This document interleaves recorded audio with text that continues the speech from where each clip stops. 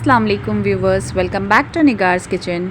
माह रमज़ान का मुबारक महीना आप सभी को मुबारक हो। तो आइए स्टार्ट करते हैं रेसिपी। आज मैंने बीफ कीमा समोसा बनाया है, तो इस रेसिपी को देख लेते हैं। इसके लिए हमें इंग्रेडिएंट्स क्या क्या चाहिए। तो सबसे पहले हमने यहाँ पे मैदा लिया हुआ है। वेट में मेजर करेंगे तो 400 ग्राम मैदा है। इसके साथ ही हमने यहाँ पे काला ज़ीरा लिया हुआ है, सॉल्ट लिया हुआ है और घी ली हुई है। तो यहाँ पे हम घी का इस्तेमाल करेंगे, ऑयल का इस्तेमाल नहीं करेंगे। तो यहाँ पे मैदे में मैंने सॉल्ट डाल दिया, काला ज़ीरा ऐड कर दिया और इसके साथ ही 2 टेबलस्पून के अराउंड घी ऐड कर देंगे और इससे अच्छे से मोइंग कर लेनी है हमें मैदे की। तो इस तरीके से हमें बिल्कुल ब्रेड क्रम्ब की टेक्सचर में हमें फॉर्म कर लेना है मैदे को।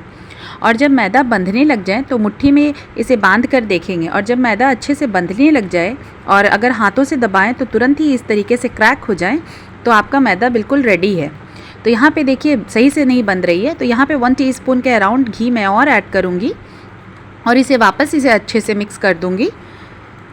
तो मैदे में मैंने इसे अच्छे से मिक्स कर दिया है और मिक्स करने के बाद देखिए इस तरीके की क्रम्ब की टेक्सचर हो जा रही है। तो हम अब ये मैदा बिल्कुल सही है गूंदने के लिए। तो इस पर हम पानी ऐड करेंगे। तो मैंने यहाँ पे 1 ग्लास के अराउंड वाटर लिया है, तो थोड़ा थोड़ा करके ऐड करेंगे। और यहाँ पे आटे की जो लोई होती है डो, उससे थोड़ा सा हार्ड रखना है। तो इस तरीके से हमें मैदे को गूंद लेना है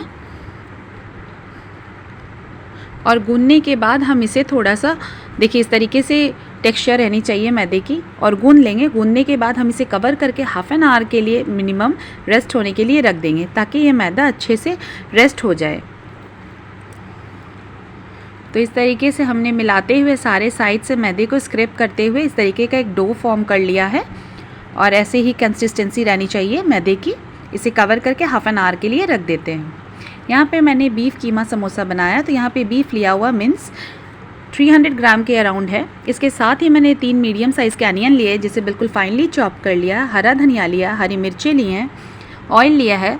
इसके साथ ही कुछ ड्राइड मसाले लिए हुए हैं, जिंजर गार्लिक पेस्ट लिया है। तो सबसे पहले हम पैन में ऑयल हीट करेंगे। तो 2 टीस्पून के अराउंड हमने ऑयल डाल दिया पैन में, और जब ऑयल हीट हो जाएगी तो इसमें हम ये कीमा ऐड कर देंगे। तो यहाँ पे कीमा ऐड करके अच्छे से इसे स्टर कर लेना है, और इसके बाद हम इसमें जिंजर गार्लिक पेस्ट ऐड करेंगे। तो आफ्टर 2 to 3 मिनट्स हम इसमें जिंजर गार्लिक पेस्ट ऐड कर देंगे, और जिंजर गार्लिक पेस्ट के साथ इसे अच्छे से कुक कर लेना है। तो यहाँ पे 2 चम्मच के अराउंड 2 टीस्पून के अराउंड हम यहाँ पे जिंजर गार्लिक पेस्ट ऐड कर दे रहे हैं, और इसे भी अच्छे से मिक्स कर लेंगे। तो आप देखेंगे 4 से 5 मिनट में ही ये कीमे का कलर जो है वो चेंज होने लग जाएगा।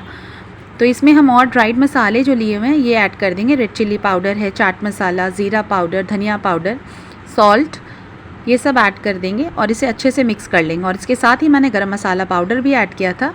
तो यहाँ पे देखिए कीमा का बिल्कुल पानी ड्राई हो चुका है।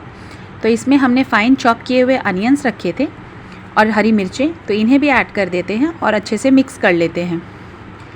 तो ये देखिए हमारी फिलिंग बनकर बिल्कुल रेडी है।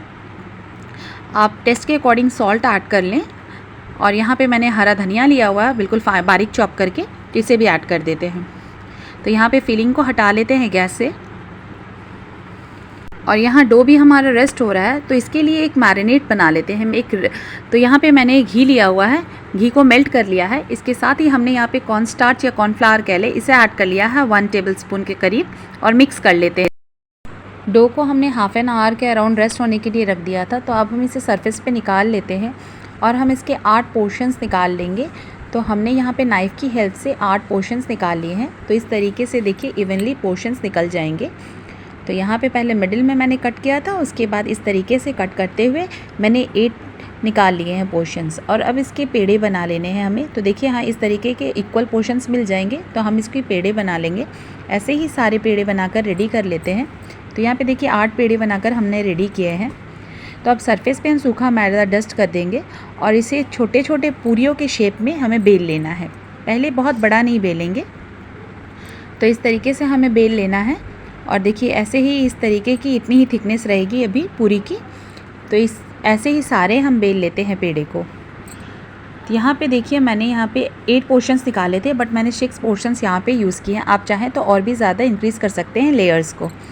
तो अब हमें क्या करना है, एक एक करके लेना है ये इनको पूरियों को, और लेने के बाद हमने ये जो बना कर रखी है ना स्लरी, तो इसे ऐड कर लेंगे और हाथों से इस तरीके से फैला लेंगे और इसके बाद सूखा मैदा डस्ट कर देंगे। तो ऐसे ही नेक्स्ट रिपीट करेंगे। वापस से एक पूरी लेंगे और इसे भी इस तरीके से हाथों से दबाकर हम शेप में एग्जैक्ट एक शेप में रख लेंगे और इसके साथ ही वापस से हम इस पर हम ये स्लरी ऐड करेंगे और सूखा मैदा डस्ट करेंगे। तो ऐसे ही हमें प्रोसेस को रिपीट करना है। तो यहाँ पे जब सारे ही पूरियों पे इस तरीके से स्लरी लग जाएगी और मैं सूखा मैदा डस्ट कर देंगे, तो लास्ट वाले पोर्शन में हमें क्या करना है, सिर्फ हम सूखा मैदा डस्ट करेंगे। ऊपर वाले लेयर पे हमें और स्लरी लगाने की ज़रूरत नहीं है। तो यहाँ पे देखिए इस तरीके से हम डस्ट कर लेते हैं सूखा मैदा और एक बड़ी साइज़ की, तो यहाँ पे क्या करती हूँ मैं काउंटर टॉप पे इसे ट्रांसफ़र कर लेती हूँ और इसे बड़ी साइज़ की पूरियों में बेल लेती हूँ। तो इस तरीके की देखिए बड़ी साइज़ में बेल लिया है मैंने और इसके बाद हम यहाँ पे क्या करेंगे, इस तरीके से वापस स्लरी लगा देंगे अच्छे से और लगाने के बाद हम इस तरीके से फ़ोल्ड कर लेंगे। तो देखिए बहुत अच्छे से हमें फ़ोल्ड कर लेना है सारे साइड्स को दबाते हुए हाथों से। तो यहाँ हमें एंड तक इसी मेथड से फ़ोल्ड कर लेना है और फ़ोल्ड करने के बाद मिडिल से थोड़ा सा हाथों से दबाते हुए हमें थोड़ा सा डो को लंबा कर लेना है। तो जब ऐसे इस तरीके से स्ट्रेच करते हुए हम लंबा कर लेंगे, इसके बाद इसके छोटे छोटे पोर्शंस कट करेंगे हम। तो यहाँ पे देखिए इस तरीके से मैंने लंबा कर लिया है और इसके बाद नाइफ़ की हेल्प से पहले इसके कॉर्नर्स को, एजेस जो हैं लास्ट के, तो इसे हम डिस्कार्ड कर लेते हैं, हटा लेते हैं। इसके बाद हम इसके इक्वल इवनली शेप के हम पोर्शंस कट करेंगे। तो यहाँ पे देखिए मैंने इतना साइज़ का लिया हुआ है, थिकनेस 1/2 इंच के अराउंड, और इसके बाद नाइफ़ से हम इस तरीके से पोर्शंस को कट कर लेते हैं। अगर आप चाहें तो थोड़ी और बड़ी साइज़ इंक्रीज़ कर सकते हैं। तो आप देख ही सकते होंगे कि इस तरीके की लेयर्स निकलते हैं और ये दिखने में भी बहुत फैंसी लगता है। जब ये समोसा बनकर रेडी होता है ना, तो बहुत ही फैंसी लगता है और इसके बाद बहुत ही क्रिस्पी होता है। यहाँ पे क्योंकि हमने ऑयल का इस्तेमाल नहीं किया है तो ये बहुत ही ज़्यादा खस्ता बनता है। तो आप इस रेसिपी को ज़रूर ट्राई करें और इंस्टेड ऑफ ऑयल आप एक बार घी एज अ मीडियम यूज़ करें मैदे को गूंदने के लिए। तो you will see the difference कि हाँ ये बहुत ज़्यादा खस्ता बनता है। तो यहाँ पे देखिए मैंने बना लिए हैं सारे पेड़े को और बनाने के बाद थोड़ा सा सूखा मैदा डस्ट करेंगे। उसके बाद इस तरीके से हमें बेल लेना है। बेलने के बाद हम इसमें फिलिंग रेडी थी ऑलरेडी, तो इसे 1 टीस्पून के अराउंड फिलिंग ऐड करेंगे, बहुत ज़्यादा भी फिलिंग नहीं डालेंगे। और इसके बाद इसमें साइड्स में पानी लगा देंगे इसके पूरी की साइड में और इस तरीके से हमें मोड़ देना है, समोसे का शेप दे देना। आप किसी भी शेप में बना सकते हैं। तो यहाँ पे देखिए हाफ मून शेप मैंने बनाया है और इस तरीके से पिंच करते जाएंगे और यहाँ पे इस तरीके से नॉट के जैसे बनाते जाएंगे। तो ऐसे ही सारे समोसों को बनाकर हम रेडी कर देते हैं और इसके बाद हम इसकी फ्राइंग करेंगे। तो यहाँ पे देखिए इस तरीके से मैंने हाफ मून शेप बना दिया। तो आप भी इस तरीके से शेप्स बना सकते हैं या मनपसंद के कोई और भी शेप्स बना सकते हैं और फोक की हेल्प से भी चाहें तो आप इसकी साइड्स को दबा सकते हैं। तो यहाँ सारे समोसे बनकर रेडी हो चुके हैं। तो हम इसे फ्राई कर लेते हैं। फ्राई करने के लिए हमने ऑयल यहाँ पे अच्छे से तेज़ गरम कर लिया था। तो जब तक यहाँ पे 2 से 3 मिनट वेट कर लेते हैं और इसके बाद हम इसके साइड्स को चेंज करेंगे। तो यहाँ पे इस तरीके से देखिए मैं ऑयल को ऊपर से ही इस तरीके से डाल रही हूँ चम्मच की हेल्प से और इसे डालते हुए इस तरीके से हम अलट पलट करके फ्राई कर लेंगे। तो क्रिस्पी गोल्डन जब हो जाए तो अब हम इसे निकाल लेते हैं। तो यहाँ पे देखिए अभी थोड़ा बहुत कसर बाकी है। तो यहाँ पे देखिए इसे 1 से 2 मिनट और फ्राई करेंगे और ये बिल्कुल क्रिस्पी गोल्डन फ्राई हो चुके हैं। तो अब हम इसे प्लेट पे निकाल लेते हैं। तो ऐसे ही और भी बैचेस हम फ्राई कर लेते हैं समोसों के। तो देखिए मैंने इतना फ्राई किया तो इसका टेक्सचर दिखाऊंगी कितना क्रंची बना है और ये बनता भी बहुत ही क्रिस्पी और खस्ता है। तो देखिए इसका क्रंच, तो ये बिल्कुल गर्मा गर्म बनकर रेडी है। तो अब हम इसे सर्व कर लेंगे। तो यहाँ मैंने इन समोसों को टमाटो केचप के साथ सर्व किया है। आप चाहें तो हरी चटनी के साथ भी सर्व कर सकते हैं और इंशाल्लाह इफ्तार पे एंजॉय करें। तो मिलते हैं नेक्स्ट वीडियो में, तब तक अपना ख्याल रखें। अल्लाह हाफिज़। और अगर मेरी रेसिपी अच्छी लगे तो प्लीज़ मेरे चैनल को सब्सक्राइब करें।